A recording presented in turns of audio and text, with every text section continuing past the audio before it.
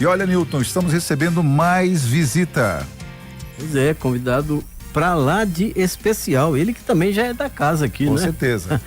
Nós já o consideramos parte da família imprensa. Dr. Thomas Ivazak, psicoterapeuta, sempre que é possível, né? Encontrar uma folguinha na agenda dele, que é difícil, mas ele vem aqui, traz orientações, ensinamentos importantes nessa área que é delicada, né? Da ciência, que é a psicoterapia, tratamento, né, da cabeça, né? Tem gente que precisa tanto de psicoterapeuta, né? Aliás, tem mais gente que precisa do que gente que não precisa, né? Tem aquela música do Silvio Brito, tá todo mundo louco. Tem algum certo sentido, mas vamos falar de outro tema aqui hoje, Dr. Thomas Ivazak. Boa noite, né? Muito obrigado pela sua gentileza. Me sinto abençoado estar aqui com vocês. Boa noite, querido ouvinte da Rádio Imprensa. É de fato uma alegria voltar aqui e poder a gente compartilhar conhecimento, experiência, que a gente acredita que vai servir para edificação de todo mundo que está ouvindo aí. Eu tinha um amigo médico, cardiologista, ele já é falecido, e ele falava que, faleceu já há algum tempo, falava assim, nós estamos vivendo numa neurose coletiva, né? O mundo está de ponta cabeça. É tudo isso mesmo, doutor, ou há exagero nessas colocações que são feitas? Assim, claro que tem um exagero, né? Mas uma hipérbole aí, mas assim, de fato a gente vê a sociedade adoecendo. Né? Já é comprovado que a depressão hoje é a quarta doença que mais acomete o ser humano, e em 2030 ela vai para número 1. Ou seja, há um crescimento, né? A sociedade de fato está tendo dificuldade de se relacionar cada vez mais. E a gente já vem discursando sobre isso aqui na rádio, sobre a questão da necessidade de se relacionar. Cada vez nós estamos nos tornando mais individualistas, né?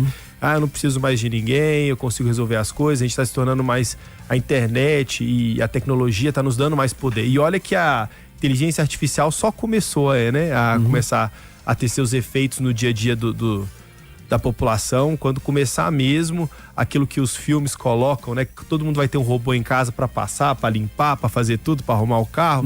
Então nós vamos nos tornar seres mais antissociais, por conta da dificuldade de se socializar. E isso vai adoecendo cada vez mais.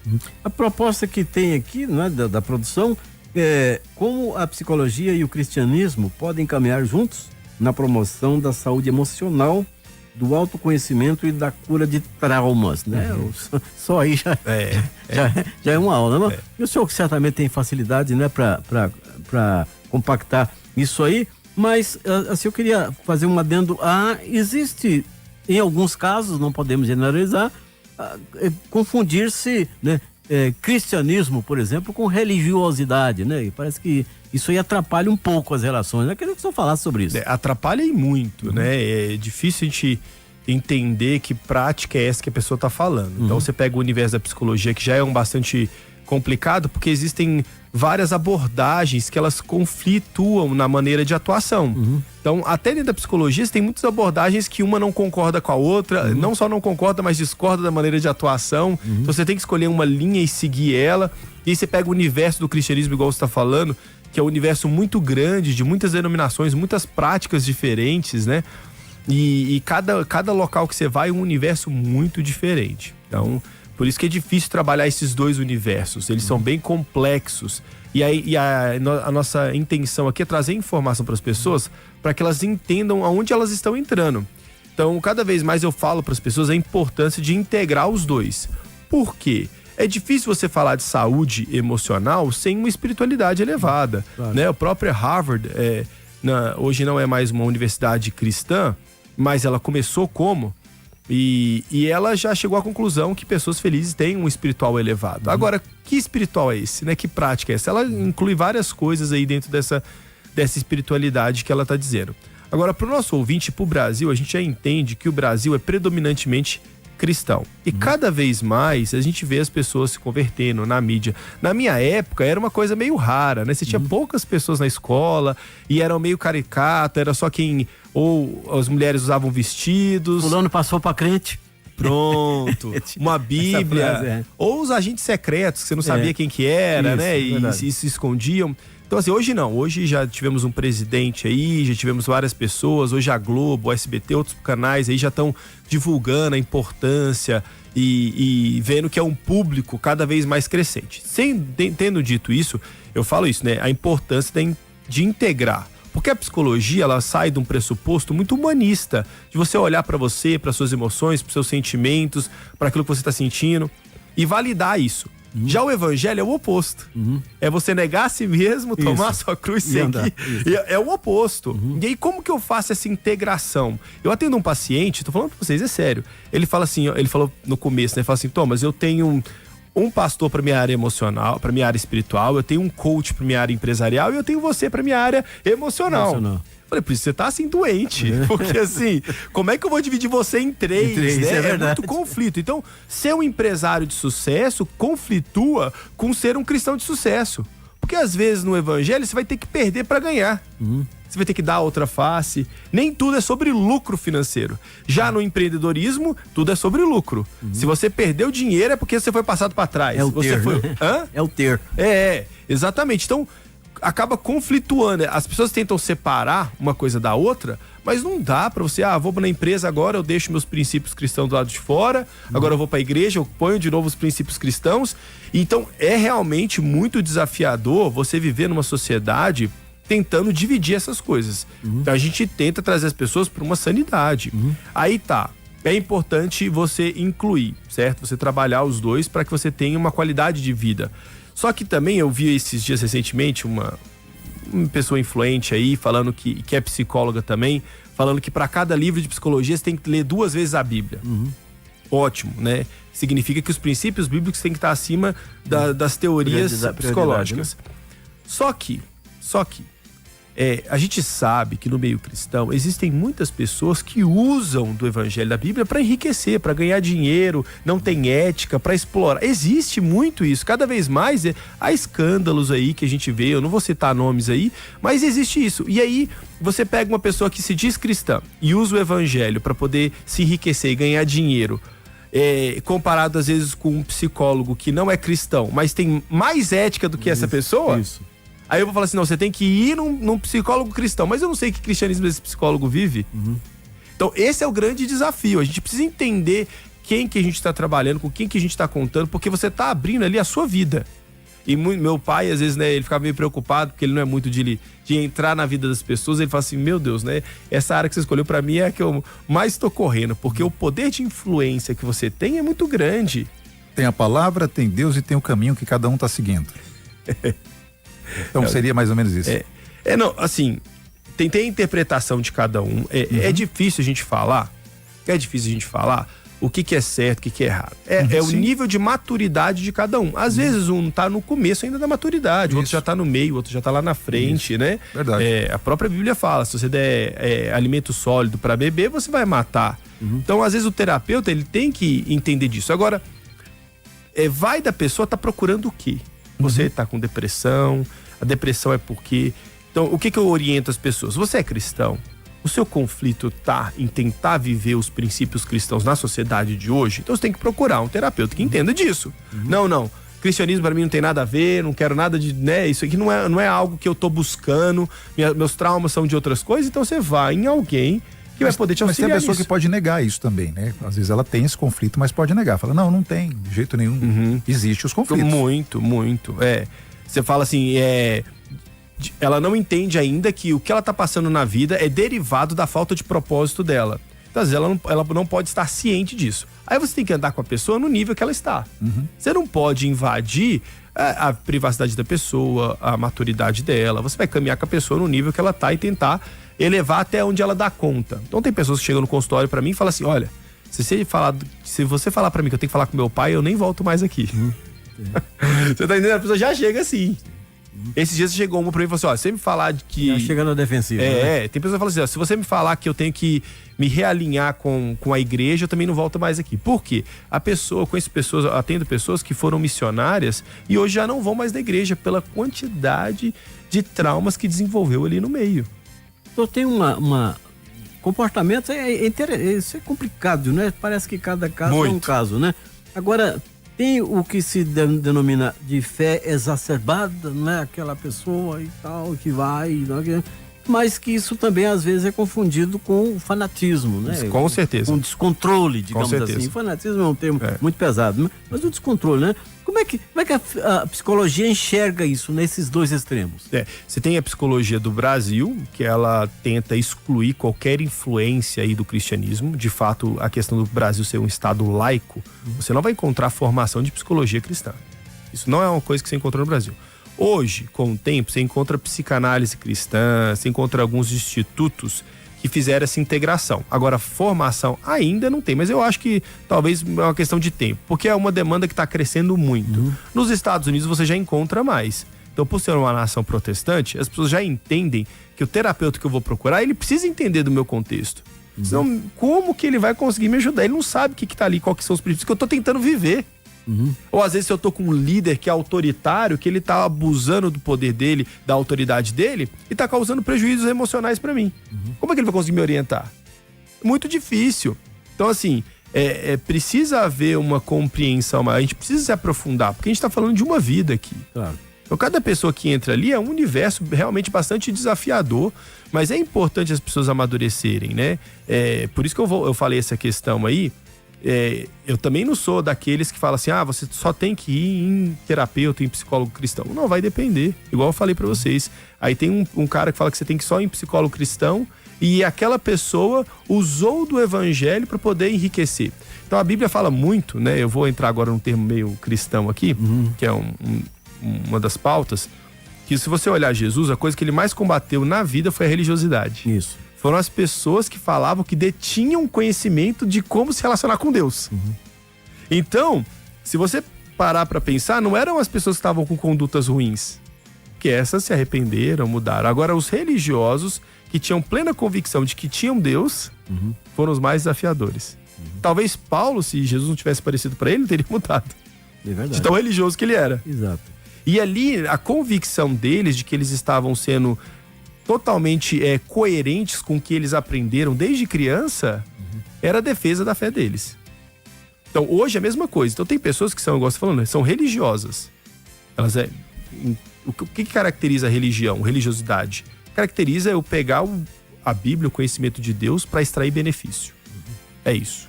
Então, quando eu uso para extrair um benefício, uma autoridade, um benefício emocional, de reconhecimento, de validação. Então, qualquer pessoa que usa, ela está sendo uma pessoa religiosa. Que foi o que Jesus mais tentou combater. Inclusive entre os seus seguidores. Exatamente. Quando chegou e falou assim, olha, se as coisas estiver lá no céu, deixa eu ficar à sua direita. Porque eu sei quem está mais próximo. Reserva um lugarzinho para mim lá, né? Por quê? Aí ele falou assim, olha, no mundo o maior domina sobre o menor, mas entre vocês o maior vai ter que servir o menor. Aí como é que você equaliza isso dentro de uma terapia que não entende esse universo? Onde na sociedade o mais esperto é aquele que chega primeiro. Quem chega primeiro bebe água limpa. Então as pessoas estão pensando o tempo inteiro em si, no egoísmo, em extrair benefício. E aí tem uma coisa que parece que já vem desde a infância desde pequenininho, né? Olha, a vantagem, Pronto. não é? Tipo, eu tenho que colar na prova, eu tenho que, sabe essas coisinhas pequenas que vão crescendo, evoluindo, parece coisa boba, mas não, esse é muito sério. É uma maldade, muito sério, né, que vai. Gosta de levar vantagem. Gosta de levar vantagem, exatamente. E olha só, eu falo isso sempre pros pais. Você não precisa ensinar nenhuma criança a ser egoísta. Eu tenho 3 filhos, né? Minhas 2 filhinhas, uma de 6 e uma de 3. Se uma pega o brinquedo da outra, esses dias a outra tacou o brinquedo na cabeça da outra. Por quê? Porque é meu. Sentimento de posse. Eu não gosto que ninguém tome nada meu. Então a criança já nasce. Agora, para você desenvolver empatia, altruísmo, respeito, você tem que educar muito. Você tem que instruir muito uma pessoa para que ela consiga evoluir a ponto de, olha, isso aqui é meu, mas eu sei dividir. Eu não fico mal. Doutor, nós vivemos quase que na totalidade, né, no regime capitalista, não é? Sim.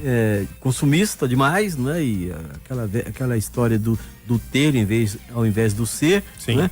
Agora, para o mundo cristão, né, que tem as suas convicções, né, tem as suas derivações para esse segmento, é difícil viver ou sobreviver, né? em meio a tudo isso que está aí? Muito difícil. As pessoas estão adoecendo por causa disso, né? Eu falo que tem 3 maneiras de viver a vida, e aí é um desafio, né? Ou você fala assim, não, eu vou tocar o terror mesmo, não vou respeitar a ética, moral nenhuma, vou viver para extrair benefício, uma vida hedonista, onde eu só vivo para extrair prazer. Ou você tenta viver de maneira saudável num ambiente doentio, onde as pessoas à sua volta estão todas uma passando em cima da outra, mas é passando possível outra pra isso? trás. Então, aí não é. A pessoa vai acabar adoecendo, na grande maioria, porque tentar viver saudável num ambiente totalmente doentio, eu encontrei pouquíssimas pessoas que conseguiram aí sobressair. Ou você leva aquilo que Cristo ensinou a sério, de morrer e nascer de novo. Que aí você começa a acumular no céu, sem se preocupar com a terra. Aí esse é o caminho proposto ali pelo Evangelho. E é o mais difícil. Igual eu tô falando, de negar a si mesmo. Se te der um tapa, você dá outra face. Se te pedir uma capa, você dá outra. Se pedir pra você caminhar uma légua, você anda a segunda. Então, esses princípios que eu tô falando são muito difíceis ou quase impossíveis de pôr em prática, a não ser que você tenha uma espiritualidade elevada. Agora, esse apego a bens materiais, até daqueles que se dizem cristãos, né, e tal, mas parece que em muitos dos casos só da boca pra fora, né? Sim. Porque se pegar uma balinha dele, não precisa nem ser a balinha, a casca da balinha, o papel da balinha, dá problema, né? Como é que isso desmorona, então, aquela coisa que construiu, que é bonzinho, que é seguidor, que vai à igreja, né? Que faz caridade, como é que é isso? Esses dias eu li um livro falando que nosso maior vício é a humildade, né? Nós adoramos, né, aparentar ser humilde. Ninguém quer ser humilde. Eu sou muito humilde. A humildade é uma linha tão tênue e quando você percebe, ela se perdeu. Isso. Então, assim, realmente é um desafio. As pessoas... Ninguém quer ser o ruim, o mal, aquela pessoa que faz a coisa errada. Então, nós todos queremos nos esconder atrás de uma casca aí, né? Talvez religiosa ou espiritual. E nós deixamos de olhar, de fato, para aquilo que nós precisamos e tratar. Igual eu falei...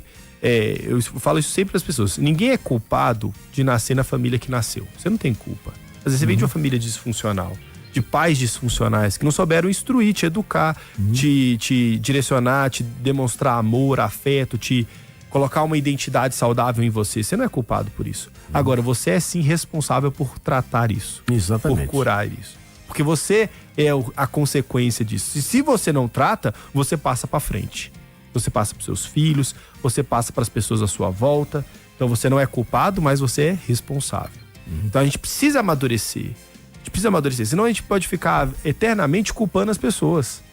Culpando a nossa situação, a nossa realidade e nunca amadurecemos. Agora é doloroso. Você ter que talvez voltar a falar com um pai que te negou a vida inteira. Por isso que é bom a gente olhar para cada pessoa com um olhar humano. Mas tem uma facilidade danada para você transferir para outra pessoa. Muito. Você virou pro lado e falou assim, não é culpa desse. Na verdade, foi o primeiro pecado, né? Exatamente. Adão, por que você pecou, né? Foi a mulher. Ele culpou todo mundo que ele conhecia. Ó, quem tá do meu lado aqui? Foi a mulher que o Senhor me deu. Exato. Foi a mulher e o Senhor. Nem o nome ele falou. Culpou dois Então ele culpou todo mundo. E aí, a primeira característica que a pessoa tá assim, né, em disfunção é transferência de culpa. E quando eu começo a assumir a responsabilidade, eu começo a amadurecer. Eu sempre falo isso, a maturidade não vem com a idade. Com a idade vem os cabelos brancos ou a queda dos cabelos, né? É o meu caso, né? É o seu caso. A maturidade vem com assumir responsabilidade. Eu assumo responsabilidade de um trabalho, de uma escola, daqui a pouco de um casamento, daqui a pouco de um filho. Eu vou assumindo responsabilidades, vou dando conta delas. Qual que é o problema? É quando eu não tenho ferramenta e a vida me empurra a assumir responsabilidades maiores que eu não dou conta. Doutor, esses conflitos têm limite? A pessoa fala, eu vou tocando a minha vida aí e tal, né? Aquela velha, isso tá ruim, mas tá bom, né? Eu vou ver até onde eu consigo chegar. Isso é uma saída ou isso é uma fuga? Isso é perigosíssimo. Perigoso. Né? Muito perigoso, porque você vai deixando um rastro de destruição à sua volta, com as pessoas, com você mesmo. Aí você tem 2 perfis de pessoas, né? Você tem os introspectivos, que são pessoas que são mais caladas e elas implodem, então elas vão acumulando até entrar numa depressão profunda. E você tem os extrovertidos, que aí eles vão passando por cima de todos e de tudo. Inconsequentes, né? Inconsequentes e causando um estrago na vida de famílias, divórcio, filhos. Talvez quando eles acordam já é tarde demais. Então você tem 2 perfis que vão acumulando aí consequências diferentes. Mas a causa é a mesma. A causa é a mesma. Agora, o limite, ele é perceptível? A pessoa fala assim, não, eu acho que tá na hora de, né, repensar minha vida, né? Não é, tô errado, né? Eu devo... Geralmente as pessoas não gostam de assumir isso, né? Mas vai chegar um momento que vai precisar. Tem uma frase que diz que o homem só muda quando a dor de permanecer o mesmo é maior do que a dor de mudar. Então, quando você é criança, você consegue educar a criança com amor, com afeto, com orientação. Infelizmente, quando se torna adulto, é mais na base da dor mesmo. Então, é quando você sofre, quando você perde alguém, quando tem uma doença. Quantas pessoas você conhece aí que passou por uma situação traumática e mudaram? Eu conheço várias. Eu também. Só que assim, eu falo para as pessoas, eu espero que as pessoas não tenham que esperar isso acontecer para mudar. Né? Comece já a fazer uma terapia, buscar um conhecimento, né? Ler um livro. O grande desafio mesmo é a quantidade de informação que nós estamos tendo. É a quantidade de pessoas que viram essa lacuna, de pessoas, né, com às vezes disfunções e se aproveitando disso para lucrar. Daquela velha frase, enquanto uns choram, os outros vêm de lenço, né? Exato. E aí é uma tristeza. É assim, eu sempre falo isso. Não é você chegar no seu sucesso, é a trajetória que você percorreu para chegar lá. É você olhar para trás, você estar feliz com o que você construiu até chegar lá. Eu olho para muitas pessoas dando aula de como alcançar o sucesso que ela alcançou, mas eu olho para a história dela e falo, eu não quero carregar essa trajetória. Verdade, né? Eu prefiro não chegar lá. Olha quem está falando, né? Eu prefiro não chegar lá. Por quê? Porque eu tenho um legado a dar para os meus filhos. Eu faço o que eu digo, mas não faço o que eu faço. Só que aí na internet também, né? Hoje, onde você faz um recorte toda hora que você vai escrever, uma foto, um ângulo, uma edição, um vídeo, então a vida das pessoas é sempre recortada para o melhor ângulo. E cada vez mais as pessoas querem menos estar expostas. E é o estar exposto que as nossas disfunções aparecem para poder serem tratadas. Por isso que o casamento, cada vez mais as pessoas estão separando, porque elas não estão tendo capacidade de lidar com a disfunção um do outro. Em vez da disfunção ser exposta, é no casamento que eu vou tentar ser eu 100% e você vai ser você 100%, então os conflitos vão ser maiores. Porque se eu for eu 100% no emprego, eu sou mandado embora. Então eu preciso me conter ali quando eu tô com raiva, quando eu tô numa fase difícil, porque eu preciso ser profissional. Agora em casa não. Em casa você espera que o outro aceite as suas falhas e vice-versa. Só que às vezes o outro não tem as ferramentas. E aí vocês não superam esses desafios e acabando entrando num divórcio, numa separação. Tá, nós estamos conversando aqui com o Dr. Thomas Iwasaki, né? Psicoterapeuta, dando aula aqui para nós aí, para muitos ouvintes. Doutor, o egoísmo, né? Ele é tratável? Ele pode ser mudado, né? Aquela pessoa que acha que é só ela e mais ninguém, né? Que é a toda poderosa, que manda e desmanda, né? Isso pode ser revertido, não? Pode, mas igual eu falei, na infância é muito mais fácil. Quanto mais adulto, mais velho você vai ficando, mais difícil vai sendo. A gente fala isso sobre a plasticidade, neuroplasticidade, né? O seu cérebro, você vai perdendo os neurônios e a capacidade de mudança ela vai diminuindo. Você precisa treinar seu cérebro. Então, se você tenta trabalhar essa questão do egoísmo na infância, quando tem muitos neurônios, é muito mais fácil do que na fase adulta. E aí, de novo, né? Na fase adulta é mais quando você sente uma dor, tem um prejuízo, tem uma perda. O egoísta começa a perder os amigos, os entes queridos, as pessoas começam a se afastar dele, começam a pensar, se eu continuar assim, eu vou morrer sozinho. Até dentro desse tema proposto, né? Às vezes a pessoa fala assim, fulana, você precisa procurar uma igreja, né? Você tá impossível, tá difícil, vai... Esse procurar uma igreja, assim, por procurar, resolve, ou a pessoa tem que ter a convicção de que vai encontrar um novo caminho? Ou ela tem que experimentar para saber? Como é que é? Depende da pessoa, depende qual igreja ela vai encontrar, quem são as pessoas que ela vai encontrar. Se você ensina na infância, você consegue ensinar mais com amor, com orientação. Quando vai para a fase de adulta, é mais com confronto mesmo. Então é um confronto maior. Agora, aonde você tem mais pessoas dispostas a perdoar, né? A lidar com o defeito do outro, deveria ser a igreja. Porque é o que Jesus falou, né? 70 vezes 7. Exatamente. Isso foi tão difícil que os discípulos falaram assim, não, Jesus, aí aumenta a minha fé, porque eu não dou conta. Já foi muito difícil. Ele falou, pra isso aí eu não dou conta, essa não. Essa demanda aí é muito alta. Doutor, tem uma coisa, no nosso meio, no meio evangélico, no meio da igreja, pessoas que já frequentam, como é o índice, como dá para analisar o índice, cresceu muito de pessoas que que procuram uma ajuda, que procuram auxílio também da psicologia, que procuram um auxílio médico para poder também fortalecer, né, mais ainda, eu não diria a sua fé, mas a sua vida mesmo, melhorar a sua atuação no dia a dia? Sim. Nós temos duas situações aqui, né, acontecendo. Aumentou sim, né? As pessoas estão orientando a buscar psicólogos, tem muitos pastores formados em psicologia, cristãos, missionários, então começou a entrar, sim, né? As técnicas da psicologia ali dentro do meio cristão. Só que aí isso acabou sendo um problema, igual eu falei, gerou uma confusão que começou a misturar muita coisa. E aí as pessoas, às vezes, a técnica da psicologia se sobressaiu sobre os princípios cristãos. Você tem isso acontecendo. Por outro lado, você tem também uma igreja, às vezes, até mais doente. A gente vai se aproximando aí dos fins dos tempos aí, e você lembra que a carta à Laodiceia falava que a igreja achava que era rica, abastarda e próspera. E aí vai falar assim, olha, você é pobre, cega, nua, né? Então a percepção dela é que ela é próspera, mas para Deus ela não é. E aí esse é o grande desafio, você ter esse olhar. E vai ser difícil você encontrar um psicólogo que entenda disso, sendo que você está passando por isso. Por isso que eu falo, o que você está procurando? Você quer tratar o quê? Que estilo de vida? Qual que é a sua visão de mundo? Você tem que ir alguém que tá meio que alinhado com sua visão de mundo. Ah, não, o meu negócio, eu quero ganhar dinheiro. Não, então você vai num coach mesmo, vai em alguém ali. Não, porque a proposta é diferente, né? 7 passos para subir a montanha. Pronto, é isso aí. E aí a proposta é diferente, mas você tem que estar consciente do que você está buscando.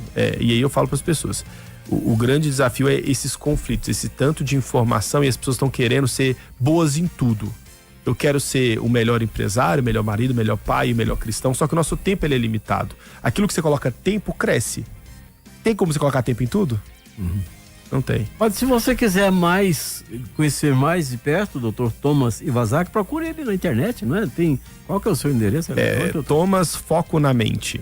Thomas, T-H-O-M-A-S, né? Isso. Foco na Mente. Tudo emendado? Isso, tudo emendado. Tá bom. Então, se você se interessou por essa conversa, eu creio que muita gente se interessou, quer fazer uma avaliação, né? De repente obter algum aconselhamento, alguma coisa, procure por ele. Doutor, muito obrigado, né, por nos visitar aqui. Seja sempre bem-vindo. Já vamos deixar marcado para o senhor voltar mais vezes aqui, porque a sua presença aqui enriquece a nossa programação. Nós somos gratos por isso.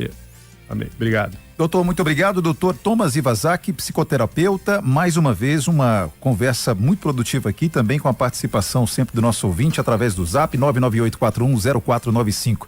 Estamos terminando mais